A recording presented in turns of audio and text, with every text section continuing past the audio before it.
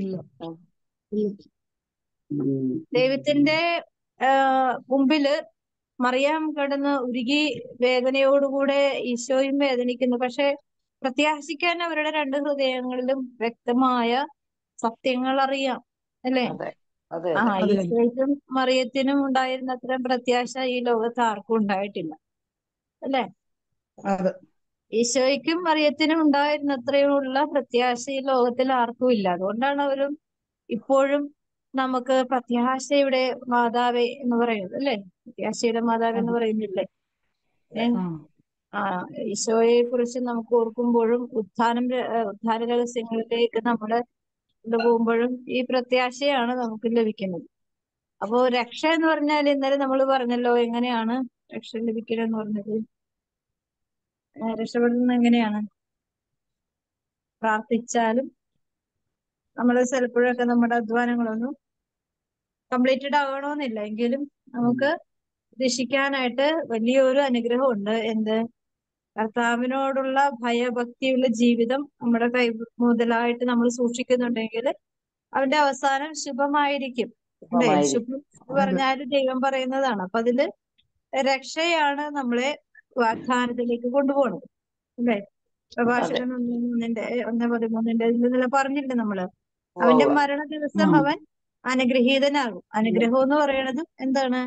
രക്ഷയാണ്, അല്ലേ?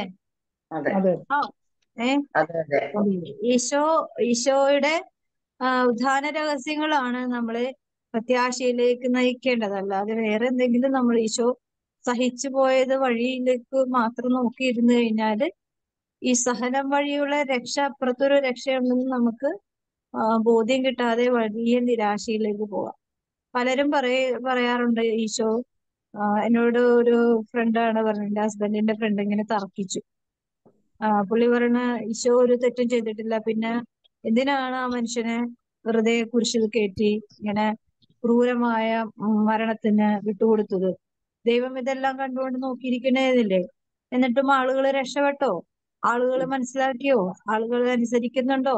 ആളുകൾ ദൈവ കൃപയിൽ ജീവിക്കുന്നുണ്ടോ? ഈ പറയുന്ന ആൾ അതൊക്കെ തന്നെയാണ് എന്ന് പറയുന്നു. അപ്പോ അപ്പോ എന്താണ് ഈ ഈ ലോകത്തിൽ ദൈവം രക്ഷയുടെ പ്രവൃത്തി, തന്റെ സ്വന്തം ശരീരത്തെ ബലിജീവിതം കൊടുത്തിട്ട് പോലും മനുഷ്യരത് വിശ്വസിക്കാത്തതുകൊണ്ടാണ് രക്ഷപ്പെടാത്തത്, അല്ലെ? അതെ അതെ അത് വിശ്വസിച്ച് ഏറ്റെടുക്കുന്നില്ല. വിശ്വസിച്ചു കഴിഞ്ഞാൽ നമ്മൾ അങ്ങനെ പറയോ?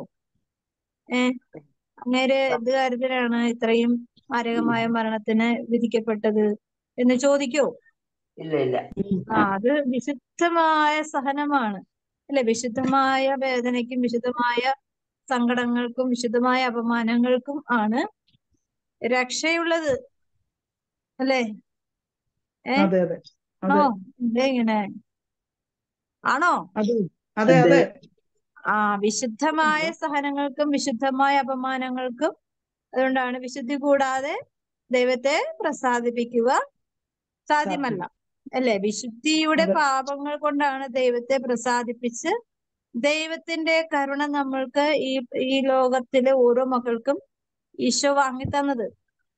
ഈശോ സഹിച്ചില്ലായിരുന്നെങ്കിൽ നമുക്ക് ജനിക്കാൻ പോലും അനുവദിക്കില്ലായിരുന്നു. ആര്? പിശാച്, അല്ലേ? അതെ അതെ അപ്പൊ നമ്മളത് വ്യക്തമായിട്ട് ഈ രക്ഷ എവിടെ കൂടിയൊക്കെ വന്നതെന്ന് നമുക്ക് ആർക്കും അറിയില്ല. എല്ലാവരും അക്ഷരാർത്ഥ വിശ്വാസികളാ. അതുകൊണ്ട് എന്താണ്? ആത്മാവ് അപകടത്തിലായിക്കൊണ്ടിരിക്കുകയാണ്.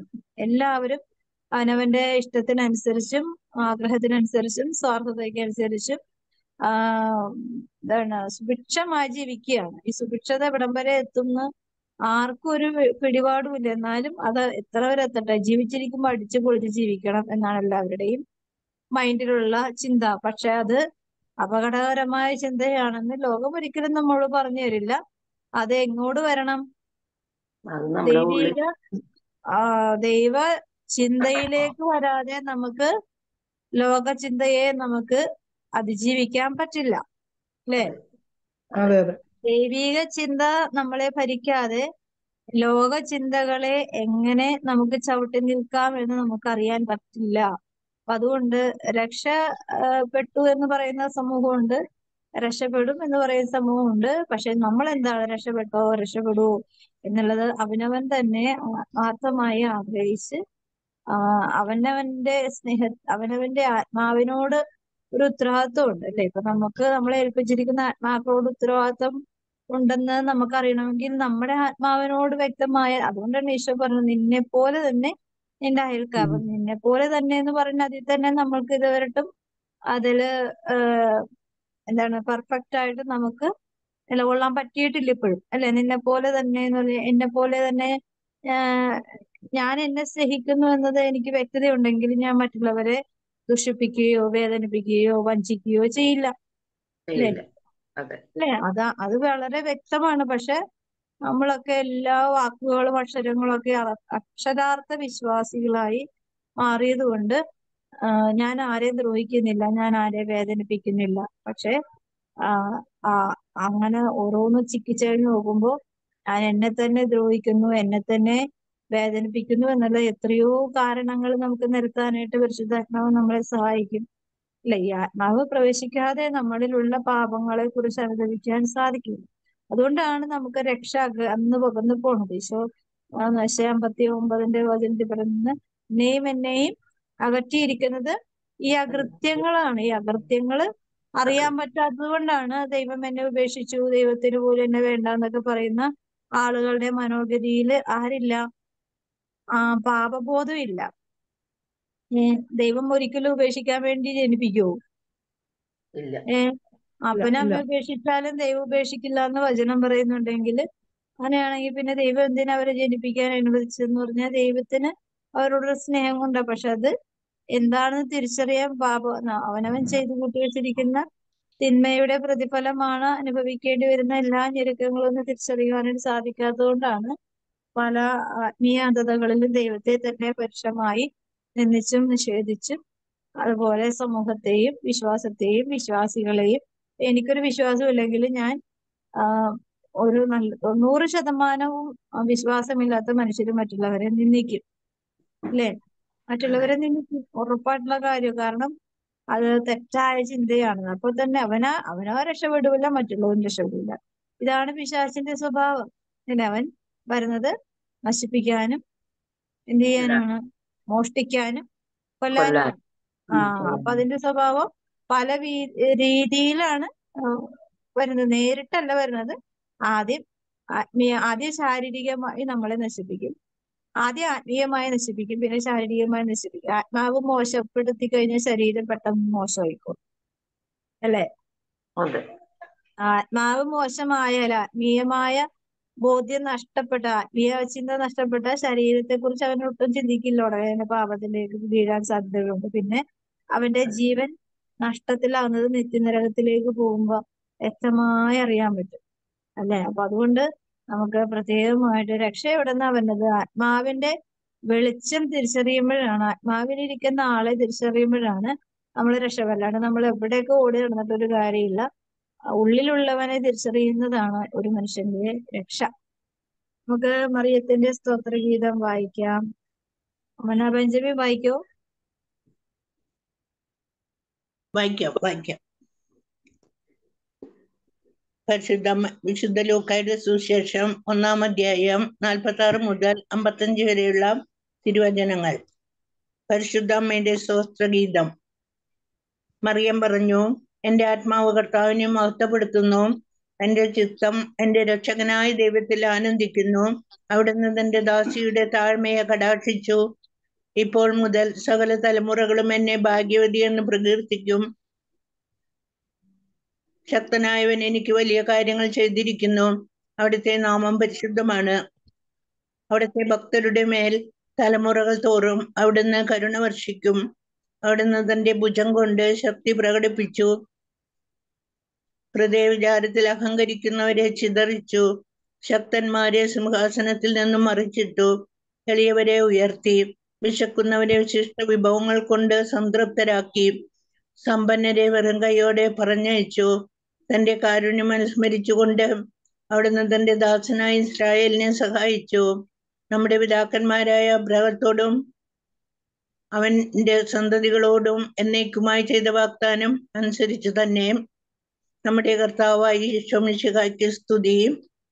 നമ്മുടെ കർത്താവായ ശിവശേഖര നമുക്ക് ദൈവത്തിന്റെ വാഗ്ദാനം എന്ന് പറയുന്നത് നാശത്തിന്റെ വാഗ്ദാനമല്ല. എന്തിന്റെ വാഗ്ദാനമാണ്? വേഗം പറ. ദൈവത്തിന്റെ വാഗ്ദാനങ്ങൾ എന്തിനു വേണ്ടിയുള്ള വാഗ്ദാനങ്ങളാണ്? നമ്മുടെ ക്ഷേമത്തിനും ഐശ്വര്യത്തിനും നമ്മുടെ നന്മയ്ക്കായിട്ട് രക്ഷയുടെ വാഗ്ദാനമാണ്. നമ്മുടെ ആത്മരക്ഷയ്ക്ക് വേണ്ടിയുള്ള വാഗ്ദാനം. നമ്മുടെ രക്ഷയുടെ വാഗ്ദാനമാണ്. രക്ഷപ്പെടുക, ഏതെല്ലാം വഴിയിൽ കൂടി നമ്മളെ രക്ഷിക്കാം, അതിനെല്ലാം ദൈവം ആ വഴികളെല്ലാം ഉപയോഗിക്കും.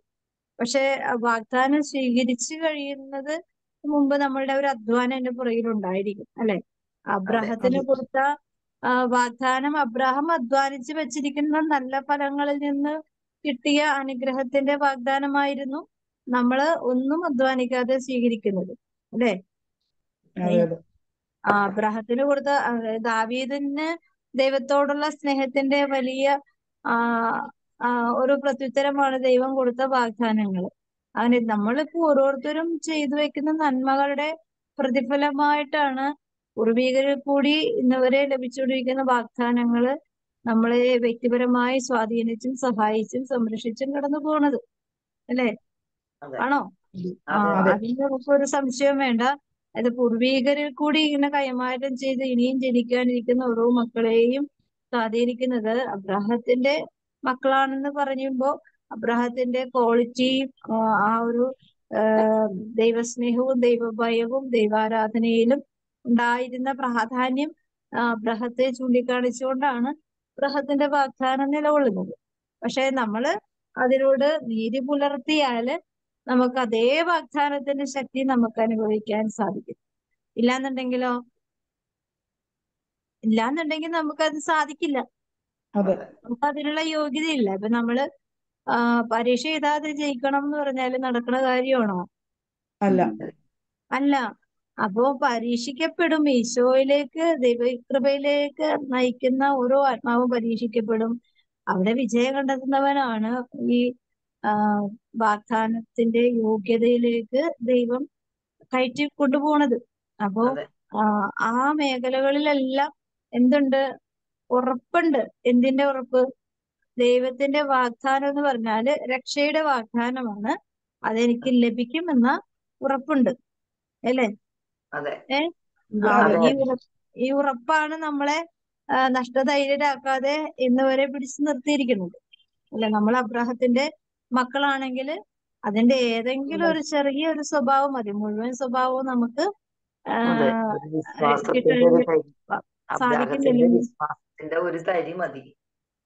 മതി. അതുവഴി നമ്മൾ വിശ്വാസം വഴി നിങ്ങൾ കൃപയാലല്ലോ രക്ഷപ്പെട്ടത് എന്നാ പറയണത്. അതും എന്തെന്ന വഴി കിട്ടിയതാണ്? ദൈവത്തിന്റെ ദാനമായി ലഭിച്ചതാണ്. ഈ ദാനമായി കിട്ടുന്നതാണെല്ലാം, ദൈവത്തിൽ നിന്ന് കിട്ടുന്നതെല്ലാം ഒരു ഫീസും കൊടുക്കണ്ട, ഒരു കാശും കൊടുക്കണ്ട, എല്ലാം ഫ്രീ ആണ്, അല്ലെ? എല്ലാം ഫ്രീ ആണ്. ഇന്ന് നമുക്ക് ലോകം വെച്ച് നേടുന്ന ഓരോ ഫ്രീകളും നമ്മൾ സൂക്ഷിക്കണം. അപകടം എവിടെ കൂടിയാ വരണേന്ന് നമുക്കൊരു പിടിപാടുമില്ല, അല്ലെ? ഫ്രീ ഇന്ന് നമുക്കിപ്പോ എന്ത് ഫ്രീ കിട്ടിയാലും ഒന്നില്ലെങ്കിൽ നമ്മളുടെ മണി വാല്യൂ നഷ്ടപ്പെട്ട അവസ്ഥയിലായിരിക്കും ഫ്രീ കിട്ടുന്നത്, അല്ലേ? നമ്മളിപ്പോ ഓൺലൈൻ മാർക്കറ്റിംഗ് കൊണ്ട് കിട്ടിയ മോശമായ അതാണെങ്കിൽ നമ്മളത് പിന്നെ ക്യാഷ് റിട്ടേൺ ചെയ്യണം. അത് ഭയങ്കര ചിലപ്പോ നമുക്കത് കിട്ടില്ല. ഇപ്പോ ഫേസ്ബുക്കിൽ കൂടി വരുന്ന ചില പരസ്യങ്ങളും കാര്യങ്ങളൊക്കെ ഉണ്ടാവും. എനിക്ക് പറ്റിയിട്ടുണ്ട്. ഞാൻ ഏതോ ഒരു പ്രൊഡക്റ്റ് ഓർഡർ ചെയ്തു. പക്ഷെ കൊണ്ടുവന്നപ്പോ നമ്മൾ കൊടുക്കുന്ന കാശിനൊന്നും ഒരു കുറവില്ല. പക്ഷെ എന്താ സംഭവം? കിട്ടുന്ന സാധനം ഒരു വാല്യൂ, ഒരു ക്വാളിറ്റി ഇല്ല. അപ്പൊ എന്താ? വഞ്ചിക്കപ്പെട്ടു നമ്മള്. ആരോട് പറയാൻ? നമ്മുടെ കയ്യിലിരിക്കൊണ്ടാണ് നമ്മൾ വഞ്ചിക്കപ്പെട്ടത്, അല്ലേ? മിണ്ടാതിരിക്കാനേ നമുക്ക് പറ്റുള്ളൂ, അല്ലെ? പിശാചിന്റെ സ്വഭാവം ആണ് അത്. മോഷ്ടിക്കുക. നമ്മുടെ കയ്യിലിരിക്കുന്ന കാശ് മോഷ്ടിച്ചെടുക്കുക ലോകത്തിന്റെ ഒരു പ്രത്യേകമായ ഒരു സ്വഭാവമാണ്. പക്ഷെ നമ്മൾ അറിയുന്നില്ല നമ്മുടെ കയ്യിലിരിക്കുന്ന പലതിനെയും മോഷ്ടിക്കുന്നത്, ഇല്ല? ഇപ്പൊ നമ്മുടെ മക്കളെ മോഷ്ടിച്ചെടുത്തുകൊണ്ട് പോകുന്നില്ലേ ഓരോ ദിവസവും? അവകാശപ്പെടുത്തി ക്രിയേഷൻ ചെയ്ത് അവര് അങ്ങനെ വിടണതാ. നമ്മൾ ആകർഷിക്കപ്പെടാൻ വേണ്ടി. അതെ, ഈ ലോകത്തിന്റെ എല്ലാ കാര്യങ്ങളിലും ഇപ്പൊ നമ്മളിപ്പോ ബാങ്കുകാര് പോലും ബാങ്കിൽ നിന്ന് മെസ്സേജുകൾ വരാറുണ്ട്. ഇത്രയും ലക്ഷം രൂപ നിങ്ങൾക്ക് വേണ്ടി അതെ. നിങ്ങൾക്ക് കിട്ടും, അതാണ് ഇതാന്നൊക്കെ പറഞ്ഞു. പക്ഷെ നമ്മളത് ആക്സസ് ചെയ്ത് കഴിഞ്ഞാല് നമ്മുടെ കാര്യം പോക്കാം. അല്ലെ, അതെ. ഈ ലോകം വെച്ച് നീട്ടുന്ന എല്ലാ ഓഫറും, അതായത് ഒരു ഓഫർ അല്ല, നമുക്ക് ആവശ്യം ഉള്ളത് ഇല്ലാത്തതും നമുക്ക് നമ്മളുടെ ആഗ്രഹത്തിന് അപ്പുറം നമ്മളെ ഓഫർ ചെയ്ത് നമ്മളെ കുടുക്കിലാക്കാൻ, കെണിയിലാക്കാൻ ഇന്ന് ലോകം അത്യധികമായി അധ്വാനിച്ചുകൊണ്ടിരിക്കുക. നമ്മളാണെങ്കിലോ, നമ്മൾ കിടന്നുറങ്ങണ കാരണം, നമുക്ക് അതിനെ കുറിച്ച് വ്യക്തതയില്ലാത്ത കാരണം ദൂരം മനുഷ്യരെ വഞ്ചിക്കപ്പെടുന്നത്. അല്ലേ? അതെ അതെ. ഇപ്പൊ നമ്മള് കുറച്ച് 500 രൂപ സാധനം പോയാലോ നമ്മള് പിന്നെ ശ്രദ്ധിക്കും, അല്ലേ? പക്ഷെ അത് മാത്രമല്ല, എല്ലാ മേഖലകളിലും ഇന്ന് ലോകത്തിന്റെ മുമ്പില് നല്ല ശ്രദ്ധ, 2 കണ്ണും 2 ചെവിയും പോരാ, അതുപോലെ ശ്രദ്ധയോടുകൂടെ ആയിരിക്കേണ്ട ഒരു കാര്യമാണ്. എപ്പോ വേണമെങ്കിലും വഞ്ചിക്കപ്പെടാം. നമുക്കിപ്പോ പിന്നെ ഒന്നും വേണ്ട, നമ്മള് വരുന്ന ഏതെങ്കിലും ലിങ്കിൽ ക്ലിക്ക് ചെയ്താൽ മതി, നമ്മുടെ കാര്യം പോക്കാം. അല്ലേ? ഇപ്പോ എന്തെല്ലാം മേഖലകളിൽ കൂടിയാണ് ദുഷ്ടൻ വഞ്ചനയുടെ പക്ഷെ കർത്താവ് തരുന്ന കാര്യങ്ങൾക്കൊന്നും ഇങ്ങനെയുള്ള അപകടങ്ങളൊന്നും ഇല്ല. പക്ഷെ നമ്മൾ അങ്ങോട്ടുള്ള ഒഴുക്ക് കുറവാണ്. അല്ലേ? ദൈവിക കാര്യങ്ങളിലേക്കുള്ള ഒഴുക്ക് കുറവാ. എന്താണെന്ന് എനിക്കറിയില്ല. എല്ലാം സൗജന്യമായിട്ട് ദൈവം കൊടുക്കുന്നുണ്ട്, പക്ഷെ അങ്ങോട്ട് ഒഴുക്ക് കുറവാ. പക്ഷെ ഇപ്പുറത്ത് ഭയങ്കര കുത്തനെയുള്ള ഒഴുക്കാ, ഭയങ്കര ഫാസ്റ്റ് ആണ്, എല്ലാം സ്വീകാര്യമാണ്, എല്ലാവർക്കും സ്വീകാര്യമാണ്. അതെന്തുകൊണ്ടാണ്? അവിടെ തിരുത്തലുകളൊന്നും വേണ്ടല്ലോ, നേരിട്ട് അങ്ങോട്ട് ചെല്ലാലോ. അവിടെ ആകർഷണതയുണ്ട്, അല്ലെ? ദൈവിക ആകർഷണം എന്ന് പറഞ്ഞ കർത്താവ് അങ്ങനെ ആരെയും ആകർഷിക്കുന്നില്ല. സ്വാതന്ത്ര്യത്തോടുകൂടെ ഈശോ ശിഷ്യന്മാരെ, നിങ്ങൾക്ക് പോകണോ, നിങ്ങൾക്ക് പോകാം എന്നേ പറഞ്ഞിട്ടുള്ളൂ, ആരെയും പിടിച്ചിരുത്തുന്നില്ല. അല്ലെ? പോകല്ലേ, അങ്ങനെയല്ല, ഇങ്ങനെയാണെന്ന് പറഞ്ഞ ആരെയും അതാണ് പ്രത്യേകത. പക്ഷെ മറ്റത് അങ്ങനെയല്ല, പരമാവധി നമ്മളെ ടോർച്ചർ ചെയ്യും, നമ്മളെ കൺട്രാസ്റ്റ് ചെയ്യും. അല്ലെ? അവന്റെ കെണിയിൽ വീഴാൻ പറ്റുന്ന രീതിയിൽ ഒക്കെ. പിന്നെ അല്പം ബുദ്ധിയും ബോധവും ഒക്കെ ഉള്ളവരാണെങ്കിൽ രക്ഷപ്പെട്ടു പോരും, തലമുടി നാരിഴയ്ക്ക് രക്ഷപ്പെട്ടു പോരും. അല്ലെങ്കിലോ പെട്ടത് തന്നെ. പിന്നെ വീണ് കഴിഞ്ഞാൽ പിന്നെ അവിടുന്ന് എഴുന്നേൽപ്പിക്കാനായിട്ട് ആരും വരില്ല, അവിടെ കിടന്ന് അനുഭവിക്കുക തന്നെ. അല്ലെ? അതിപ്പോ ലൈഫായാലും ഏത് അവസ്ഥയാണ്. ഇപ്പൊ എന്തോരം ജീവിതങ്ങളാണ് ഓൺലൈൻ വഴി ഉള്ള ചാറ്റിങ്ങിൽ കൂടി ചീറ്റിംഗ് ആയത്. അല്ലെ? എത്രയോ ജീവിതങ്ങള്. അപ്പോ നമ്മള് ഇപ്പൊ കഴിഞ്ഞ ഒരു 3-4 മാസത്തിന് മുമ്പ് എന്റെ ഫോണിൽ ഫേസ്ബുക്കില് അക്കൗണ്ടില് ഇവിടെ ഒന്നുമല്ല, യൂറോപ്യൻ കൺട്രി ആയിക്കോളൂ, ഒരു സായിപ്പ് പോലത്തെ ഒരു മനുഷ്യന്. ഇപ്പോ ഞാൻ ആദ്യ കാലങ്ങളിലായിരുന്നു, അപ്പൊ ഞാൻ ഫേസ്ബുക്ക് ഞാൻ ഉപയോഗിക്കാണ്ടിരിക്കണായിരുന്നു. പിന്നെ ഞാൻ എടുത്തു എന്റെ ലിങ്ക് ഒക്കെ അപ്ഡേഷൻ ഇടാലോ, കാണുന്നവര് കാണട്ടെ, കേൾക്കുന്നവര് കേൾക്കട്ടെ എന്നോർത്ത് ഞാൻ ചെയ്തു. അപ്പൊ ഓരോരുത്തർ റിക്വസ്റ്റ് ആയിട്ട് വരും. അപ്പൊ അങ്ങനെ അന്ന് ഞാൻ ഒരാളെ റിക്വസ്റ്റ് ഞാൻ അറിയാതെ റെസ്പോണ്ട് ചെയ്തു കൊടുത്തു. പക്ഷേ അതിന്റെ പുറകെ ഒരു 19 പേരെങ്കിലും ഞാൻ ഒന്നരാടെ റിക്വസ്റ്റ് ആയിട്ട് വരും, അതിന്റെ പുറകെയുള്ള വാലുകളായിട്ട്. അപ്പൊ ഞാൻ അതിനെ ഡിലീറ്റ് ചെയ്ത് കളയും, റിമൂവ് ചെയ്ത് കളയും. അപ്പൊ ഞാൻ അതിന് നിന്നിട്ടല്ലേ, ഞാനത് റിക്വസ്റ്റ് അക്സെപ്റ്റ് ചെയ്തുകൊണ്ടല്ല എനിക്ക് അങ്ങനെ സംഭവിച്ചത്. അക്സെപ്റ്റ് ചെയ്ത് സംഭവിക്കില്ലായിരുന്നു.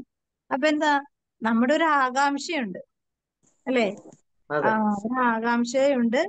പിന്നെന്താ, എല്ലാത്തിലേക്കും നമ്മളെ ആകർഷിക്കുന്ന ഈ ആകാംക്ഷയാണ് നമ്മളെ കെണിയിലാക്കുന്നത്. അപ്പൊ നമ്മള് ശ്രദ്ധിച്ചാൽ രക്ഷപ്പെടാം, പക്ഷെ ശ്രദ്ധിക്കാൻ നമുക്ക് നേരമില്ലാത്തത് കൊണ്ടാണ്, അശ്രദ്ധ മൂലമാണ് ലോകത്തിൽ ഏറ്റവും കൂടുതൽ അപകടങ്ങൾ വരുന്നത്. അപ്പൊ ആ മേഖല അശ്രദ്ധ എന്ന് പറഞ്ഞാല് നിസ്സാരമല്ല, എല്ലാ തരത്തിലും അശ്രദ്ധയാണ്. ആത്മാവില്, ശരീരത്തിലും അശ്രദ്ധ, കണ്ണുകളില്, ഇന്ദ്രിയങ്ങളില്, ആഗ്രഹങ്ങളില്, ഏതെങ്കിലും കാര്യങ്ങൾ ശ്രദ്ധയോടുകൂടി ചെയ്യാൻ പറ്റുന്നുണ്ടോ മനുഷ്യന്? അല്ലെ? മൊത്തം തലവേദന, അവനവൻ വരുത്തി വെക്കുന്ന തലവേദന ആൾക്ക് കണക്കില്ലാത്ത പോലെയാണ് ഉയർന്നു പോയിക്കൊണ്ടിരിക്കുന്നത് അവസ്ഥകൾ.